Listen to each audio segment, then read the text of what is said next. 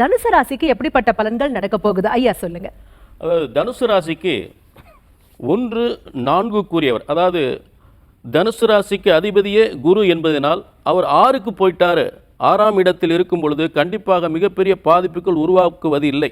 ஏன்னா அவர் இருக்கக்கூடிய இடமும் பார்க்கக்கூடிய இடம் எப்பொழுதுமே நல்லது செய்யக்கூடியவர்.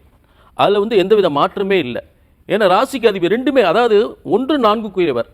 அப்போ சுய முயற்சியில் தொழில் ஈடுபடுகிற 6ஆம் இடம் தொழிலை உருவாக்கக்கூடிய இடம். ஆக சுய முயற்சியில் இதுவரை தொழில் அமையலைன்னு சொல்லக்கூடியவங்களுக்கு ஒரு தொழிலை உருவாக்கி கொடுப்பார். அரசாங்கத்தில் பணிக்காக முயற்சி பண்ணக்கூடிய ஒரு உத்தியோகத்தை கொடுப்பார்.